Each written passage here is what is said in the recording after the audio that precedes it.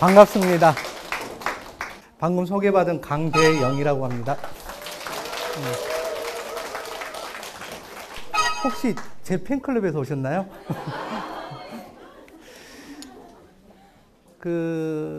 오늘은 방금 김효철 학과장님께서 설명하신 첨석으로 만들어진 도구를 가지고 두피 관리하는 것입니다. 그래서 다른 부연 설명 없이 바로 수업 시작하도록 하겠습니다.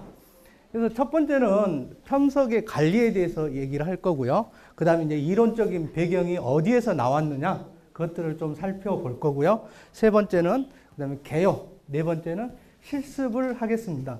실습은, 시간이 되면 한 두세 분 정도 하게 될 거고요. 만약에 안 된다면 한 분만 할 겁니다. 첫 번째 하실 분은 정해져 있고요. 두 번째부터는 이제 자기가 좀 두피 머리가 좀 무겁다, 오늘 공부를 너무 많이 해서 힘들다 이러신 분 빨리 나오시면, 지금 신청하신 건가요?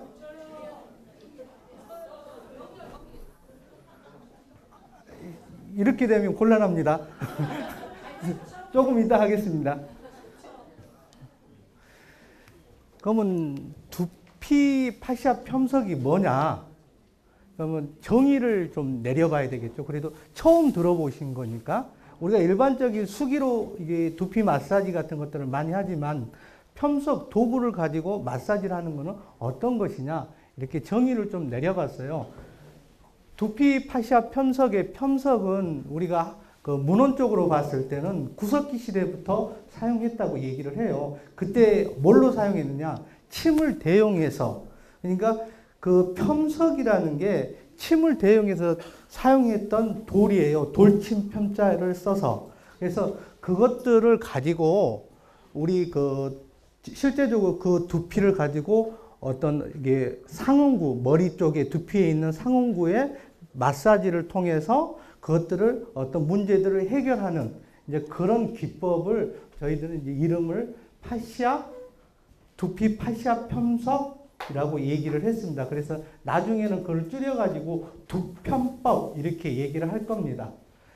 그리고 이제 첨석은 한 40여 종류의 미량 원소가 이렇게 포함이 되어 있다고 얘기를 해요. 거기에 한 20가지 정도의 피부 노화 방지할 수 있는 그런 미량 원소들이 함께 포함이 되어 있다고 합니다. 그래서 우리가 피부를 자극하는 것만으로도 실제적으로 굉장히 좋은 영향을 미친다라고 얘기를 합니다. 또 피부를 이렇게 자극할 때 온적외선이나 그리고 초음파 펄스가 함께 이렇게 나온다고 그래요. 그럼 온적외선이나 초음파 펄스가 그럼 함께 나와서 우리 피부에서 어떤 영향을 미칠 것이냐? 그 애들이 나와서 우리 심부 깊이까지 어떤 열 전도율을 전해주기도 하지만 압력이 형성돼요. 압력이 형성되면 세포에 인테그린이라는 조그마한 실들로 이렇게 세포나 세포 애조직들에 연결이 되어 있어요. 그런 조직들의 미세 진동을 일으키게 됩니다. 그렇게 되면 움직이지 못하는 어떤 그런 세포들이 잘 움직이게 돼서 활동성이 좋아지게 된다는 거죠. 그렇게 되면 어떻게 돼? 건강한 세포들로 만들 수 있다는 기본적인 개념을 가지고 있습니다. 그리고 이제 첨석은 미정질 구조라고 그래서 굉장히 좀 부드럽습니다. 일반적으로 우리가 육안으로 확인할 수 없는 아주 작은 구조로 되어 있다는 소리예요. 그리고 그것보다 더 유리처럼 하는 거는 초미정질이라고 얘기했는데, 그 애들은 우리가 피부를 이렇게 문지를 때 그냥 피부의 어떤 막에서 그냥 유리처럼 밀려가서 실제적으로는 효과가 상당히 많이 떨어지게 돼요. 그런데 이 두피는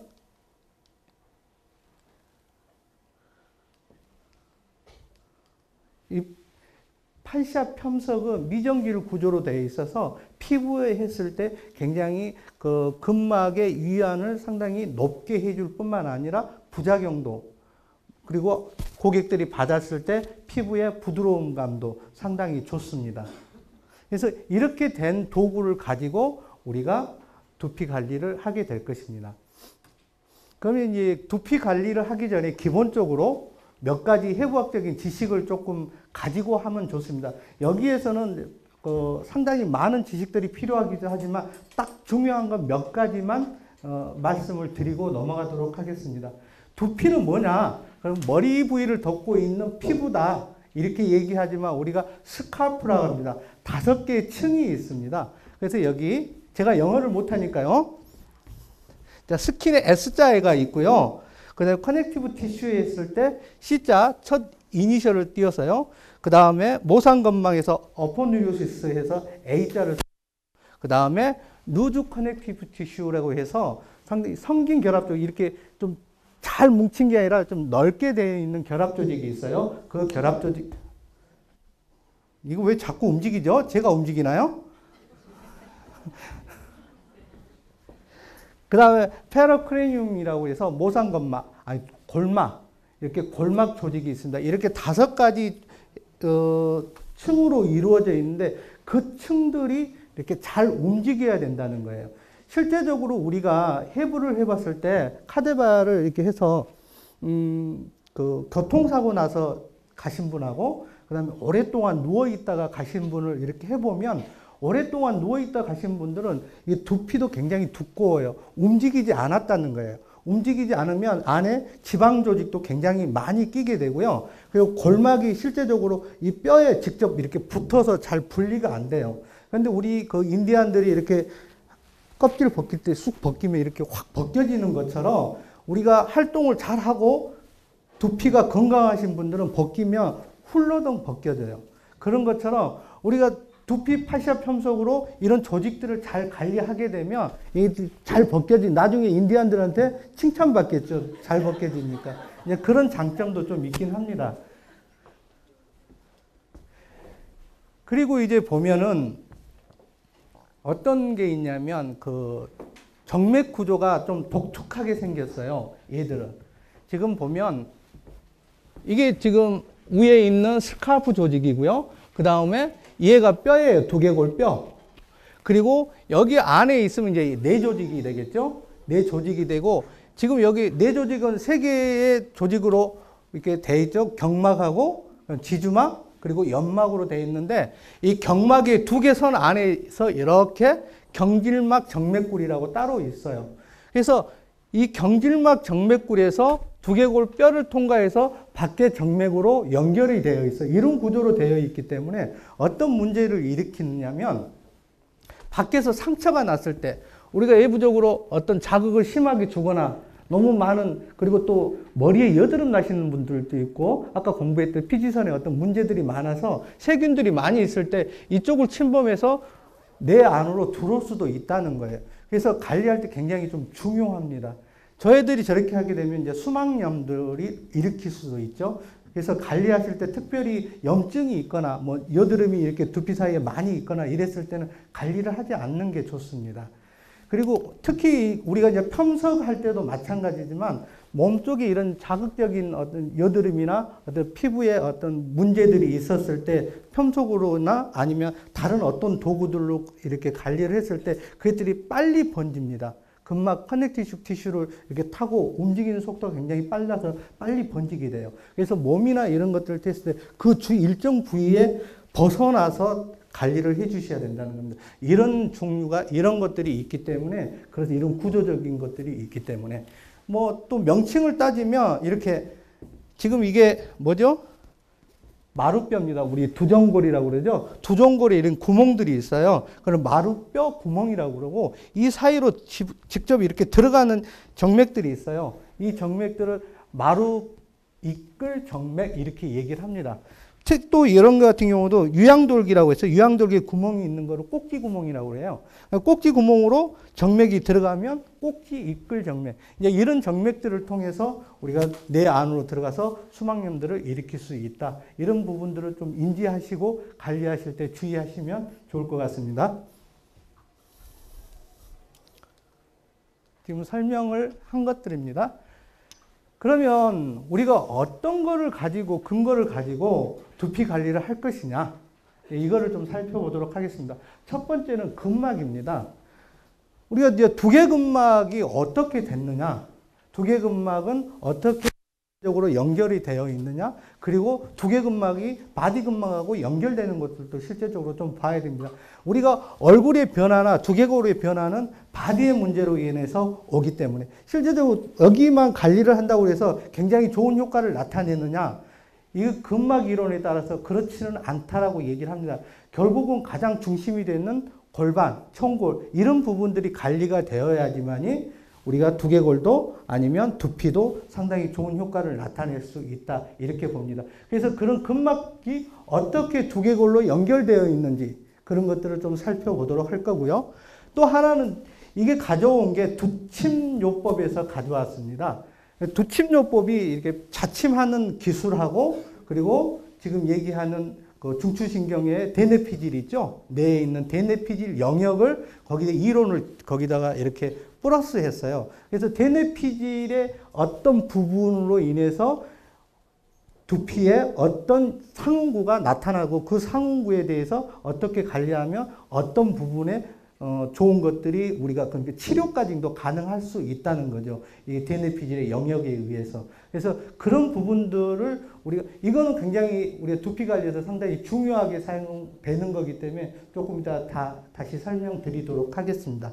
그리고 이제 응용신경학 AK라고 하는데 여기에서도 차용해서 같이 사용하는데 이게 신경혈관 반사, 베넷 반사라고 써 있죠.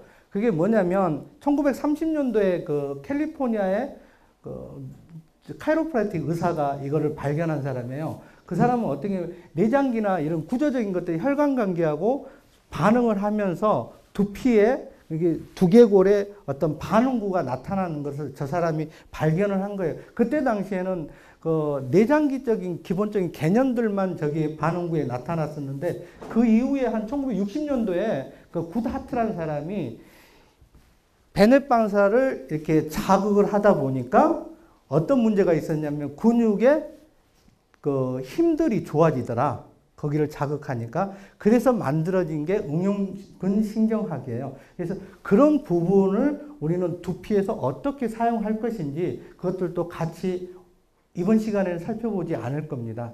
다음에 이제 저희들이 왜 그러냐면 시간이 없으니까요. 그리고 이건 특강이잖아요. 그거는 정규 과정 시간에 살펴보도록 할 것입니다.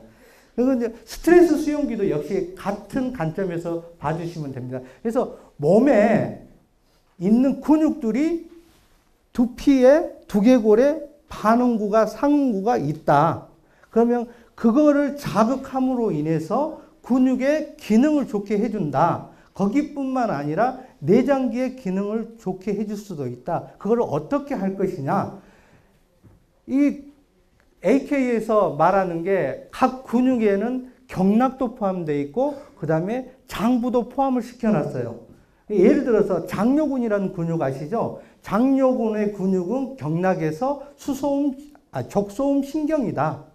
그 족소음 신경이 어떤 문제를 일으켰을 때 장요근을 양쪽의 밸런스를 맞추면 상당히 좋아질 수 있다. 그럼 장요근은 또 내장기적으로는 어떠냐? 신장이다. 그러면 신장의 기능에 어떤 문제가 있을 때도 장요근의 밸런스를 좋게 하면 기능이 좋아질 수 있다. 그거를 직접 장요근의 밸런스를 맞출 수도 있지만 우리가 두개골에 상응하는 자리를 자극해서 이 편속으로 자극해서 그런 내장기의 기능이나 그런 저기 얘기했던 경락의 기능이나 이런 것들도 충분히 좋아지게 할 수 있다. 임상에서도 충분히 가능하고 지금 AK에서 사용하는 것들도 지금 그렇게 효과가 있다고 해서 사용이 되어지고 있습니다. 그래서 저희들이 이제 그 두피 파시아 편석에서는 지금 근막 두침요법 그리고 AK에서 사용하는 이론적인 걸 갖다가 좀 죄송하지만 차용해서 사용합니다. 그분들 그래야지 또 그런 학문들도 발전해 나가는 거고요. 그러면 근막에 대해서 좀 살펴보겠습니다. 근막은 이제 가장 기본적으로 시작하는 게 두개근막에서부터 시작하죠. 두개근막에서 앞으로 가면 전두근 근막이에요. 전두근 근막은 세 개로 나눠져 있습니다. 하나, 둘, 셋. 그리고 뒤쪽으로 가면 후두근 근막이, 후두근 근막이 하나, 둘, 세 개 있는데 얘들의 움직임의 방향은 앞에서 뒤로 방향을 해요. 그리고 후두근에서 하나, 둘, 세 개로 나눠져서 우리가 등을 타고 청골까지 내려가게 됩니다. 골반까지. 결과적으로 전두근의 움직임이 어떻게 골반, 청골까지도 간다. 그러면 청골이 틀어지거나 골반의 모양에 어떤 문제가 생기거나 그러면 결국은 두피의 움직임이 떨어진다. 그러면 어떻게 되죠? 인비한 그 사람들한테 좋은 소리 못 듣는다. 나중에 하가 안 벗겨지니까. 그래서 얘들을 잘 관리를 하려면 여기도 잘 관리하지만 근막적으로는 골반 관리도 굉장히 중요하다. 이렇게 말씀드릴 수 있고요.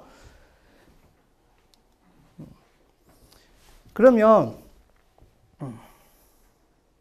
얘들이 내려가면 지금 그림이 없었어요. 목에서 내려가는 세계층은 실제적으로 나와 있지 않고 이렇게 나와 있습니다. 그림으로 따지면.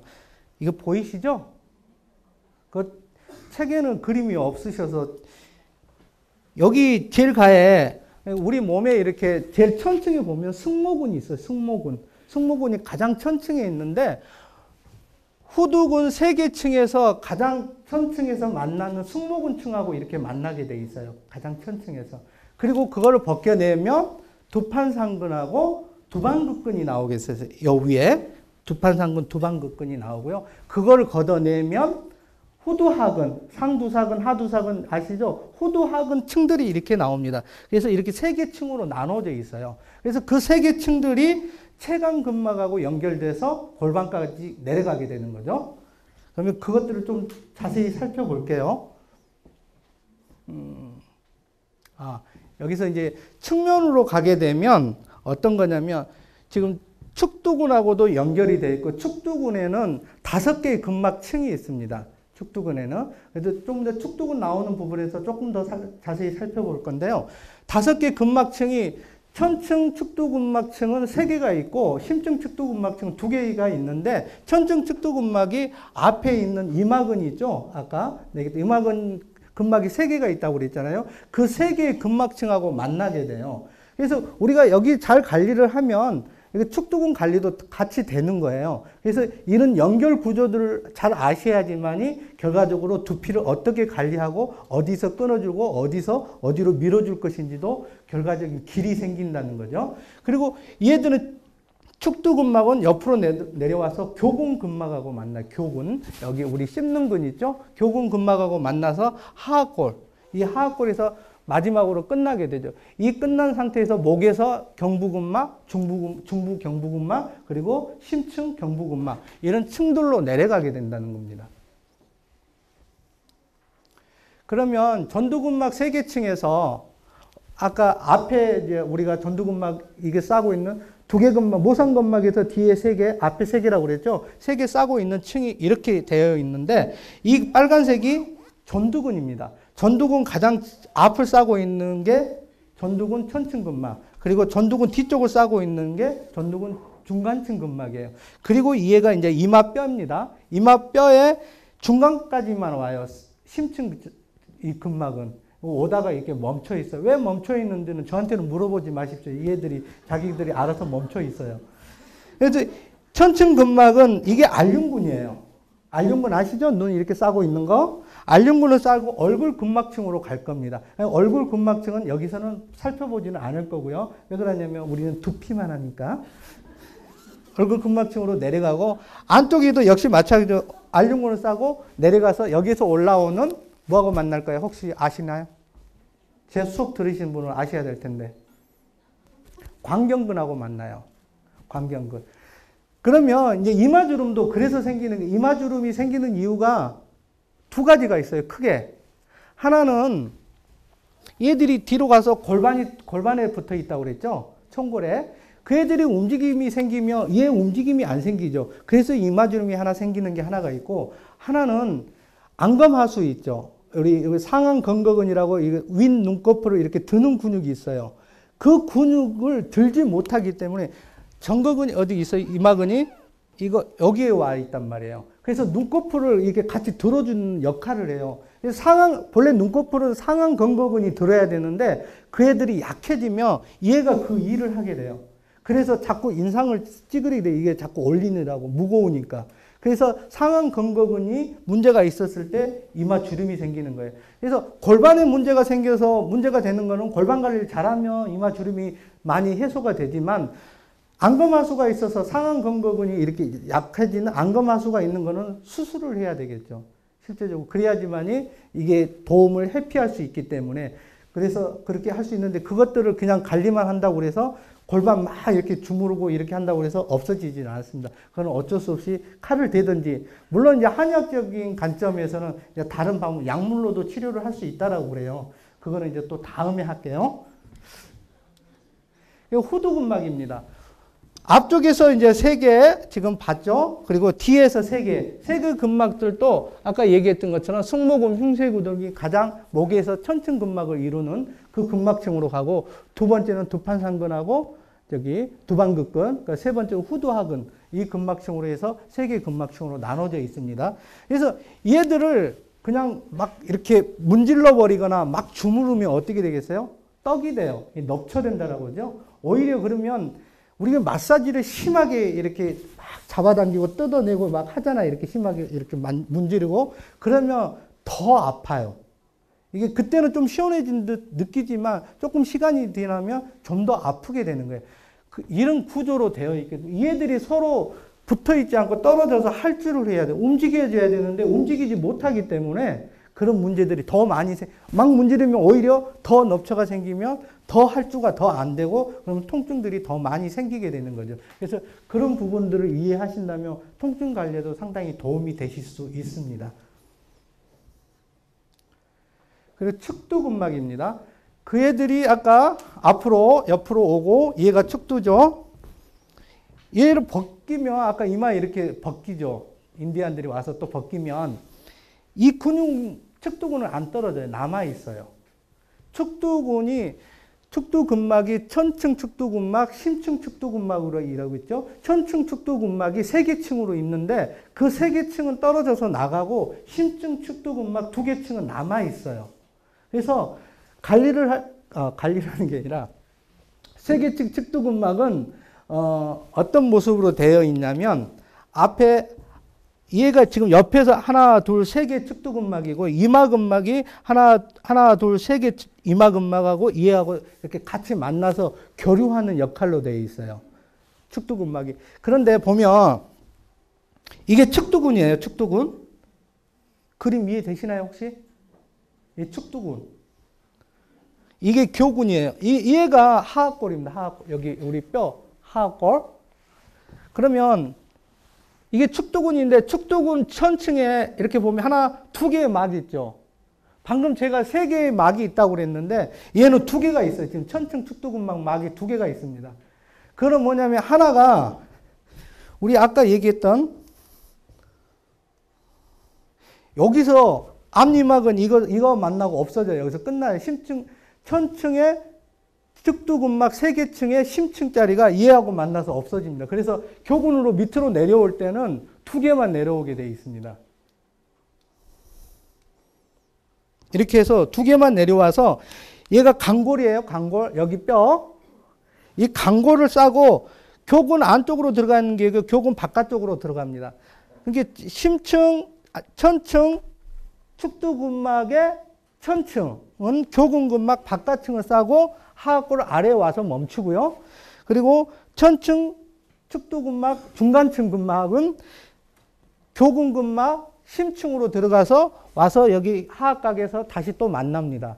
그리고 이제 중요한 게 측두근막의 심층 측두근막입니다. 심층 측두근막은 2개가 있습니다. 5개 중에서 천층에 3개 있고 심층이 2개가 있는데 얘가 측두근의 안쪽을 하나 싸고 가고 하나는 바깥쪽으로 싸고 옵니다.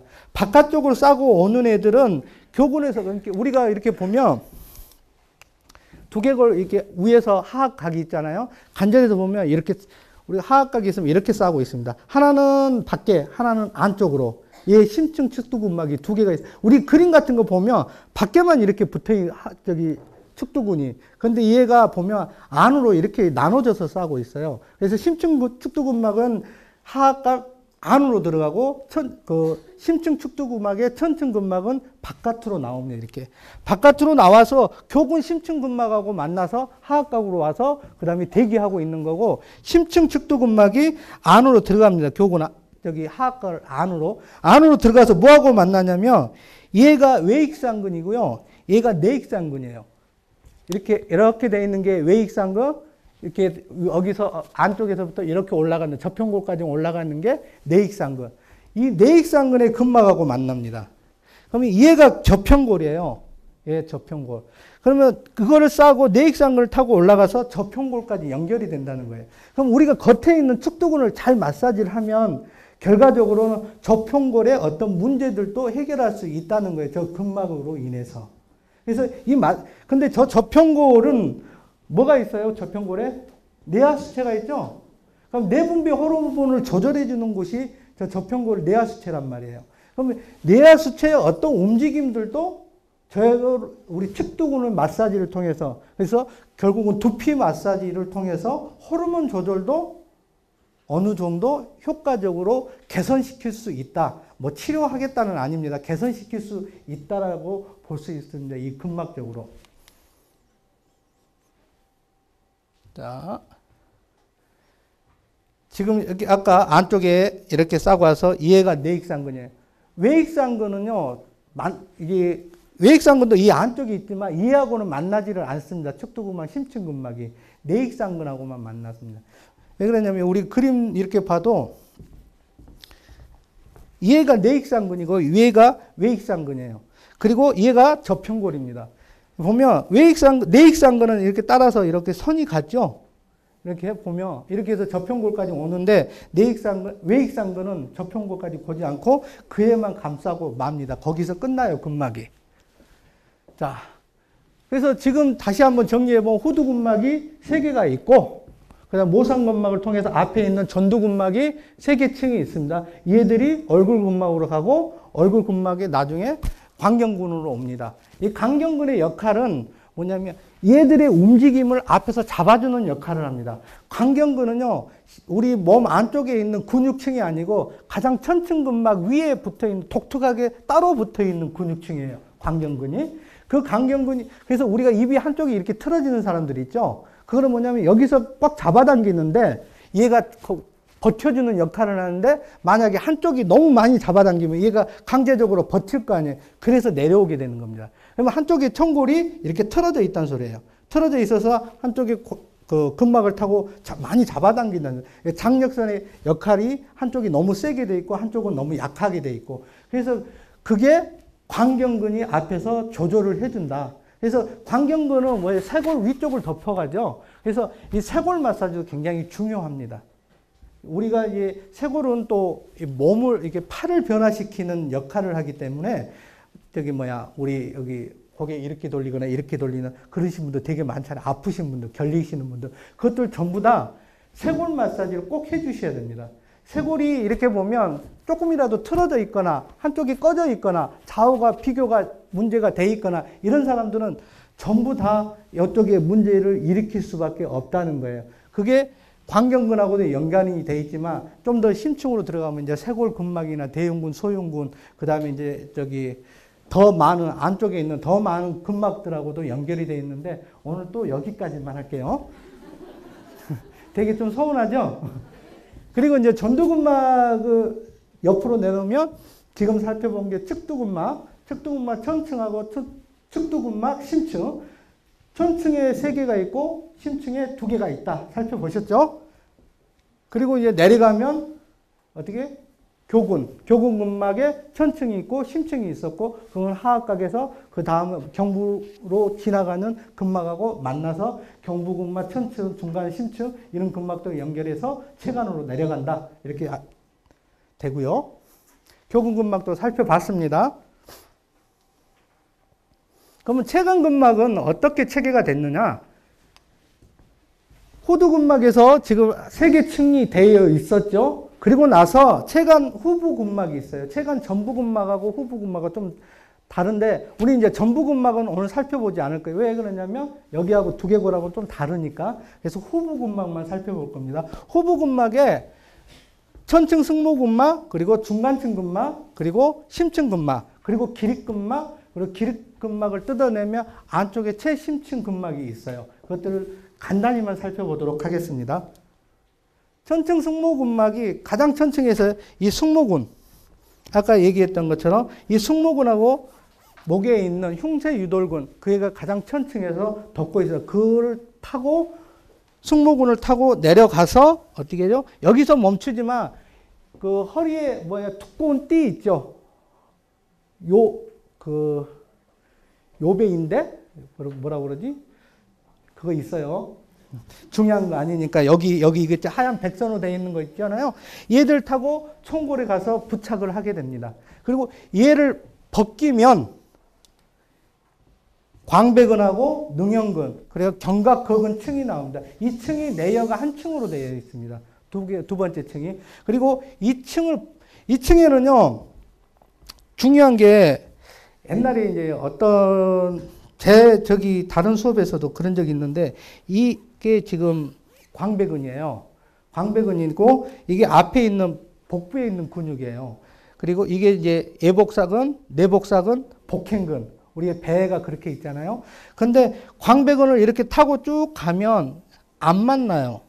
얘들이. 옛날에는 이제 만난다는 그런 설도 좀 있고 그랬었는데, 광배근은 단지 뒤에서 두툼하게, 물론 이제 팔을 내전시키는 근육이에요, 광배근이. 그런 역할도 하지만, 실제적으로는 뒤쪽에서 우리 추우면, 이게 따뜻한 거 이렇게 덧대서 입는 것처럼, 이게 기립근을 덧대서 이게 잘 받쳐주는 역할을 해요.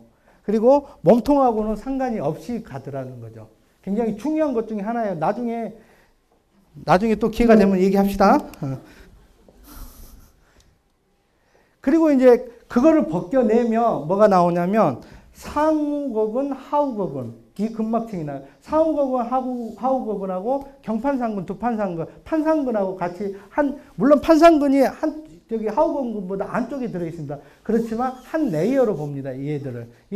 얘가 이제 심층에 있는 근육인데, 이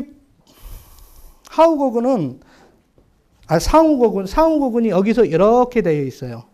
이렇게. 얘가 정거근이에요, 정거근.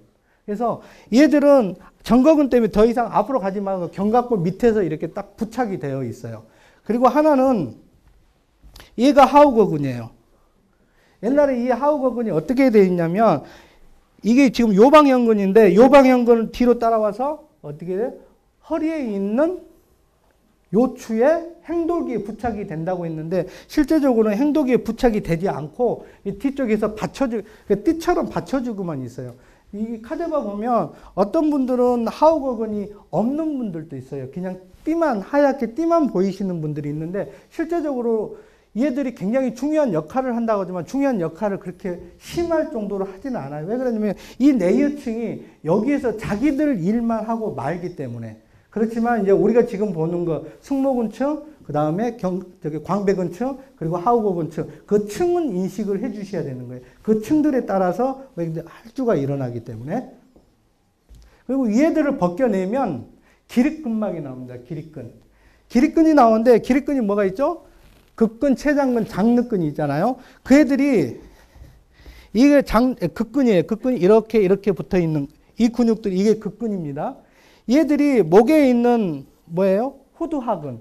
호두하근층하고 연결이 돼서 내려와요. 그래서 목에 후두근의 세계층에서 가장 심층에 있는 호두하근층이 기립근을 타고 어떻게 골반까지 내려오는 겁니다. 그래서 굉장히 중요해요. 기립근은 우리 바디를 받치는 것도 있지만 어떻게 있냐면 얘가 기립근입니다. 기립근이 앞에 있는 애복사근, 내복사근, 복행근, 근막하고 전부 다 만나요. 이렇게 통으로 싸고 있습니다. 그래서 기립근은 뒤에를 받치고 있고 앞을 이렇게 통으로 싸고 있는 거죠. 그래서 얘들이 기립근이 약화되면 우리 몸을 제대로 설 수가 없어요. 뒤뿐만 아니라 앞에까지. 그래서 굉장히 중요한 역할을 하고 있다. 이 정도까지 인식해 주시면 고맙겠습니다.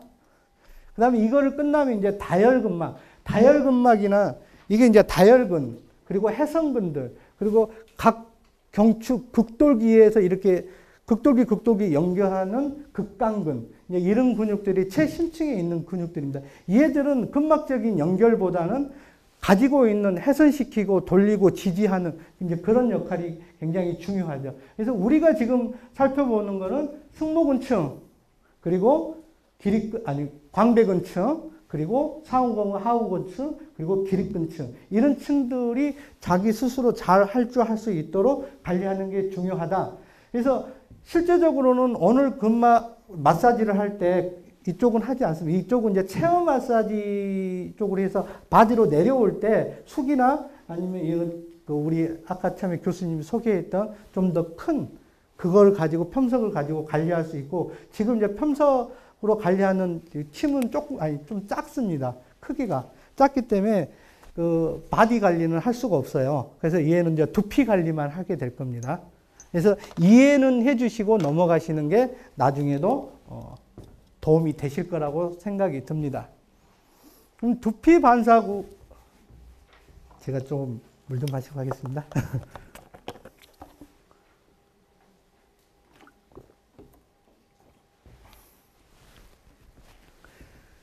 이 두피 반사구에 대해서 두 번째, 이제 첫 번째는 근막을 봤죠? 이제는 두 번째, 두피 반사구는 어떻게 할 것이냐. 아까 얘기했던 것처럼 두피 침, 우리가 그 두피에다가 침을 놔서 실제적으로 이 침법은요,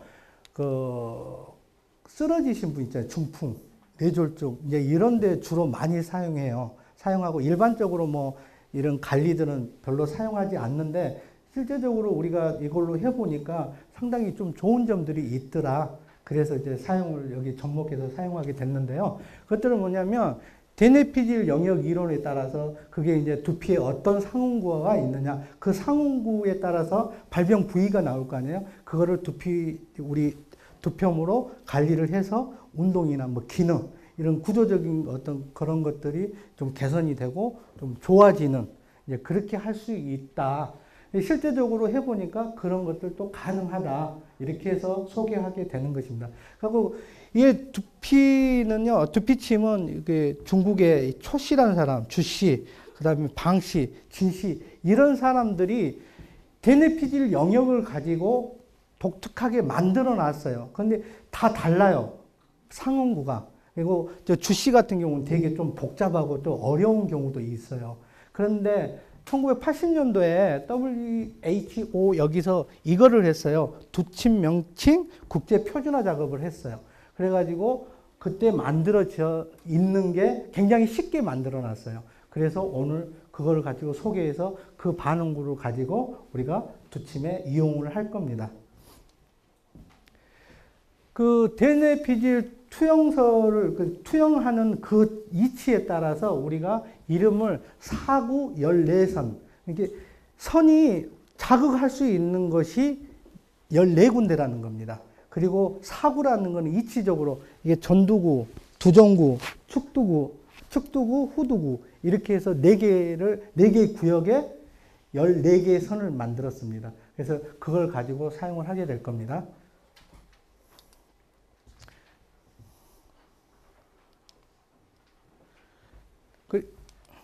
이 지금 얘기했던 사구는 전두구, 이마구, 그리고 두정구, 그리고 후두구라고 하고, 이제 베개 이렇게 베고 눕는다고 해서 침구라고도 합니다.